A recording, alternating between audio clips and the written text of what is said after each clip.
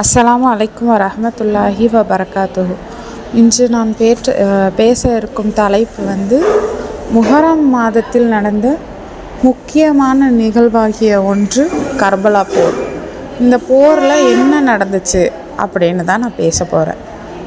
Karbala இது எங்கே இருக்குன்னா, ஈராக் மாநகரத்தில் முன்று காலத்தில் கூஃபான்னு சொல்லக்கூடிய ஒரு இடத்துலேருந்து 60 மைல் தூரத்தில் இருக்குது.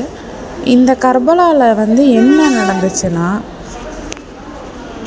இந்த கர்பலாவில் என்ன நடக்குதுன்னா, முஹம்மது நபி ஸல்லல்லாஹு அலைஹி வஸல்லம் அவர்களின் பேரனாகிய ஹுசைன் ரலியல்லாஹு அவர்களின் மரணம் ஏற்படுது.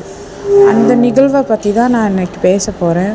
முஹர்ரம் மாதம் 10ஆம் நாள் ஆஷுரா என்றும் அந்த நாளை கூறப்படுகிறது.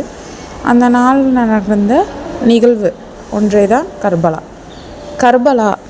இதில் என்ன சொல்கிறாங்கன்னா, முஹர்ரம் மாதம் 10ஆம் நாள் ஆஷுரா, அதாவது கிபி 680ஆம் ஆண்டு இஸ்லாமின் மாதத்தில் வரலாற்றில் மிக முக்கியமான சம்பவத்தில் ஒன்று கர்பலா.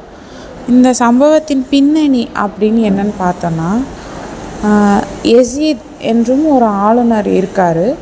அவர் ரொம்ப மிகவும் ஒரு மோசமாகவும் குடிகாரனாகவும் இருக்கும் ஒரு ஆளுநர்.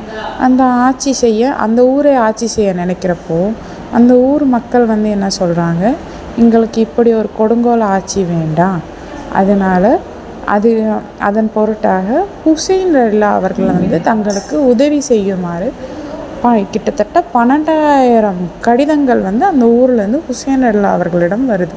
ஹுசைன் ரலியல்லாஹு அவர்கள் இந்த கடிதத்தை பார்த்ததும் அந்த ஊர் மக்களுக்கு நம்ம உதவி செய்ய வேண்டும் அப்படின்ற ஒரு நோக்கத்திற்காகவும், அந்த யசீத் அவர்களிடம் பையத் வாங்கும் நினச்சப்போ ஹுசைன் ரலியல்லாஹு அவர்கள் அதை மறுத்து விட்டார்கள்.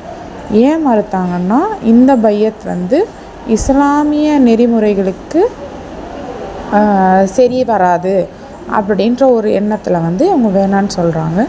அப்போ அந்த ஊர் மக்கள் கூப்பிடுற மாதிரி அவர்களுக்கு கடிதம் வருது, நீங்கள் வாங்க அப்படின்னு.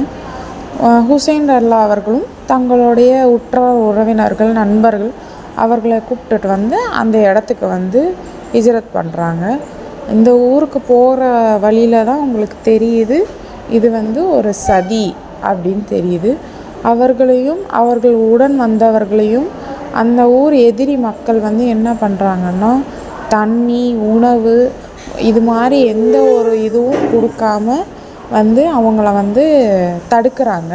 இவர்களுக்கு யூப்ரேட்ஸ் நதியிலேருந்து கூட தண்ணி கொடுக்காம தடுத்துக்கிட்டு இருக்காங்க. இதனால் என்ன ஆகுறாங்கன்னா, அந்த ஹுசைன் ரலியல்லாஹு அவர்களின் படை ஒவ்வொரு மனிதர்களாக மரணம் அடைகிறாங்க. படையும் வலுவிழக்குது. போர் நடக்கிறப்போ ஆக மொத்தம் அவர்கள் ஒவ்வொரு மனிதர்களாக தங்களுடைய உயிர்களை இழந்தார்கள். இறுதியாக ஹுசைன் ரலியல்லாஹு அவர்களின் மரணம் ஏற்படுது. அவர்களின் தலையை கொய்யப்பட்டது. அவர்களின் தலையை வெட்டி அந்த தலையை ஒரு தட்டில் கொண்டு அந்த யசீத் அப்படின்னு சொல்கிறாங்க. அங்கே இருந்த மக்கள் சொல்கிறாங்க, ஹுசைன் ரலியல்லாஹு அவர்கள் சாடையில் முஹம்மது நபி ஸல்லல்லாஹு அலைஹி வஸல்லம் அவர்களை சார்ந்து இருப்பார்கள், அவ்வளவு அழகான ஒரு குழந்தையவா நீங்கள் இப்படி பண்ணுறீங்க அப்படின்னு சொல்கிறாங்க. இந்த ஹுசைன் ரலியல்லாஹு அவர்களின் மரணம் கர்பலா போரில் மிகவும் ஒரு துக்கத்தை ஏற்படுத்தியது இஸ்லாமிய மக்களுக்கு. எனவே அவர்களின்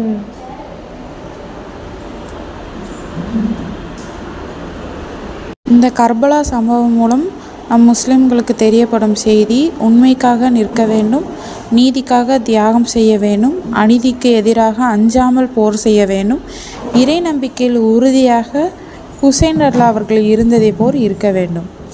அஸ்ஸலாமு அலைக்கும் வரஹ்மத்துல்லாஹி